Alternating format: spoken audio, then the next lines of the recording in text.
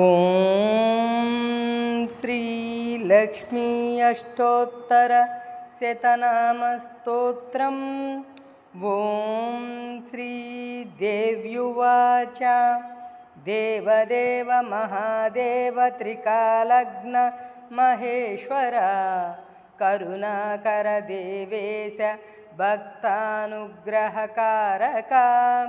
ಅಷ್ಟೋತ್ತರ ಶತನ್ ಲಕ್ಷ್ಮ್ಯಾ ಶ್ರೋತುಮಿಚ್ಛಾಮಿ ತತ್ವತಃ. ಈಶ್ವರ ಉವಾಚ.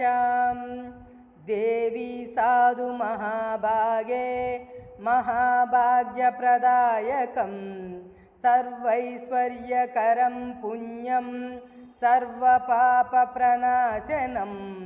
ಸರ್ವದಾರಿದ್ರ್ಯಶಮನಂ ಶ್ರವಣಾದ್ಭುಕ್ತಿಮುಕ್ತಿದಂ ರಾಜವಸ್ಯಕರಂ ದಿವ್ಯಂ ಗುಹ್ಯಾದ್ಗುಹ್ಯತರಂ ಪರಂ ದುರ್ಲಭಂ ಸರ್ವದೇವಾನಾಂ ಚತುಷ್ಷಷ್ಟಿಕಲಾಸ್ಪದಂ ಪದ್ಮಾದೀನಾಂ ವರಾಂತಾನಾಂ ನಿಧೀನಾಂ ನಿತ್ಯದಾಯಕಂ ಸಮಸ್ತದೇವ ಸಂಸೇವ್ಯಂ ಅನಿಮಾಜಷ್ಟಸಿದ್ಧಿದಂ ಕಿಮತ್ರ ಬಹುನೋ ತೇನ ದೇವಿ ಪ್ರತ್ಯಕ್ಷದಾಯಕಂ ತವ ಪ್ರೀತ್ಯಾದ್ಯ ವಕ್ಷ್ಯಾಮಿ ಸಮಾಹಿತಮನಃ ಶೃಣು ಅಷ್ಟೋತ್ತರಶತಸ್ಯ ಮಹಾಲಕ್ಷ್ಮೀಸ್ತು ದೇವತಾ ಕ್ಲೀಂ ಬೀಜಪದಮಿತ್ಯುಕ್ತಂ ಶಕ್ತಿಸ್ತು ಭುವನೇಶ್ವರಿ. ಶ್ರೀ ಮಹಾಲಕ್ಷ್ಮೀ ಪ್ರಸಾದ ಸಿದ್ಧ್ಯದ್ದೇ ಜಪೆ ವಿನಿಯೋಗ. ವಂದೇ ಪದ್ಮಕರಾಂ ಪ್ರಸನ್ನವದನಾಂ ಸೌಭಾಗ್ಯದಾಂ ಭಾಗ್ಯದಾಂ ಹಸ್ತಾಭ್ಯಾಮಭಯಪ್ರದಾಂ ಮಣಿಗಣೈಃ ನಾನಾವಿಧೈಃ ಭೂಷಿತಾಂ ಭಕ್ತಾಭೀಷ್ಟಫಲಪ್ರದಾಂ ಹರಿಹರ ಬ್ರಹ್ಮಾದಿಭಿಃ ಸೇವಿತಾಂ ಪಾರ್ಶ್ವೇ ಪಂಕಜಶಂಖಪದ್ಮನಿಧಿಭಿಃ ಯುಕ್ತಾಂ ಸದಾ ಶಕ್ತಿಭಿಃ ಸರಸಿಜನಯನೆ ಸರೋಜಹಸ್ತೆ ಧವಲತರಾಂ ಸುಖಗಂಧಮಾಲ್ಯಶೋಭೆ ಭಗವತಿ ಹರಿವಲ್ಲಭೆ ಮನೋಜ್ಞೆ ತ್ರಿಭುವನಭೂತಿಕರಿ ಪ್ರಸೀದ ಮಹ್ಯಂ. ಪ್ರಕೃತಿಂ ವಿಕೃತಿಂ ವಿದ್ಯಾಂ ಸರ್ವಭೂತಹಿತಪ್ರದಾಂ ಶ್ರದ್ಧಾಂ ವಿಭೂತಿಂ ಸುರಭಿಂ ನಮಾಮಿ ಪರಮಾತ್ಮಿಕಾಂ.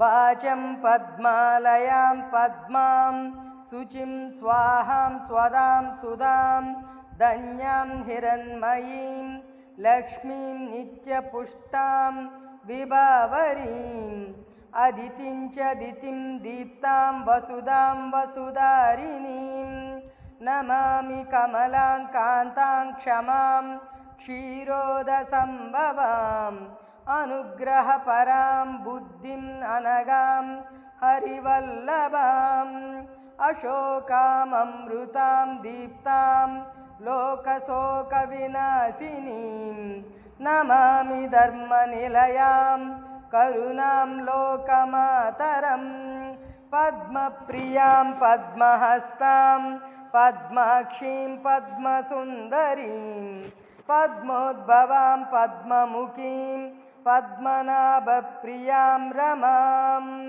ಪದ್ಮಮಾಲಾಧರಾಂ ದೇವೀಂ ಪದ್ಮಿನೀಂ ಪದ್ಮಗಂಧಿನೀಂ ಪುಣ್ಯಗಂಧಾಂ ಸುಪ್ರಸನ್ನಾಂ ಪ್ರಸಾದಾಭಿಮುಖೀಂ ಪ್ರಭಾಂ ನಮಾಮಿ ಚಂದ್ರವದನಾಂ ಚಂದ್ರಾಂ ಚಂದ್ರಸಹೋದರೀಂ ಚತುರ್ಭುಜಾಂ ಚಂದ್ರರೂಪಾಂ ಇಂದಿರಾಮಿಂದುಶೀತಲಾಂ ಆಹ್ಲಾದಜನನೀಂ ಪುಷ್ಟಿಂ ಶಿವಾಂ ಶಿವಕರೀಂ ಸತೀಂ ವಿಮಲಾಂ ವಿಶ್ವಜನನೀಂ ತುಷ್ಟಿಂ ದಾರಿದ್ರ್ಯನಾಶಿನೀಂ ಪ್ರೀತಿಪುಷ್ಕರಿಣೀಂ ಶಾಂತಾಂ ಶುಕ್ಲಮಾಲ್ಯಾಂಬರಾಂ ಶ್ರಿಯಂ ಭಾಸ್ಕರೀಂ ಬಿಲ್ವನಿಲಯಾಂ वरारोहां यशस्विनीं वसुन्धरामुदाराङ्गां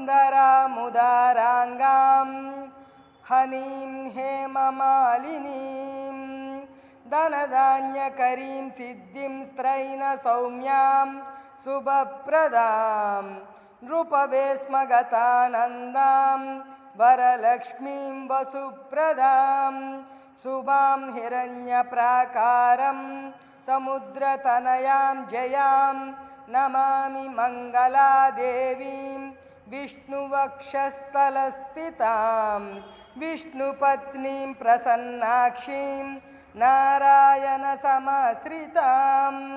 दारिद्र्यध्वंसिनीं देवीं सर्वोपद्रववारिणीं नवदुर्गां महाकालीं ब्रह्मविष्णुशिवात्मिकां त्रिकालज्ञानसम्पन्नां नमामि भुवनेश्वरीं लक्ष्मीं क्षीरसमुद्रराजतनयां श्रीरङ्गधामेश्वरीं दासीभूतसमस्तदेववनितां लोकैकदीपाङ्कुरां श्रीमन्मन्दकटाक्षलब्ध विभवद्ब्रह्मेन्द्रगङ्गाधरां त्वां त्रैलोक्यकुटुम्बिनीं सरसिजां वन्दे मुकुन्दप्रियां मातर्नमामि कमले कमलायताक्षी श्रीविष्णुहृत्कमलवासिनी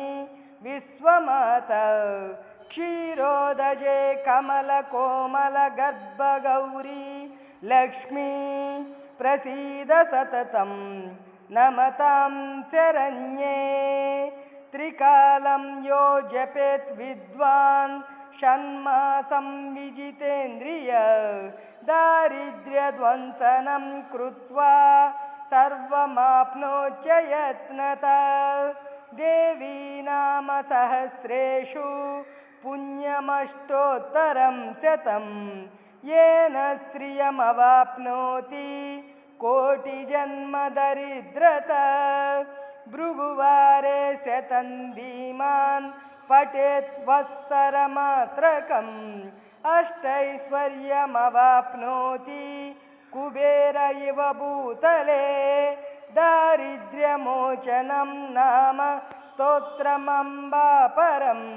शतं येन श्रियमवाप्नोति कोटिजन्मदरिद्रता भुक्त्वा सुविपुलान् भोगान् अन्ते सायुज्य माप्नुयात् प्रातःकाले पठे नित्यं सर्वदुःखोपशान्तये पठंस्तु चिन्तयेत् देवीं सर्वाभरणभूषिताम् इति श्रीलक्ष्मी अष्टोत्तरशतनामस्तोत्रं सम्पूर्णम्।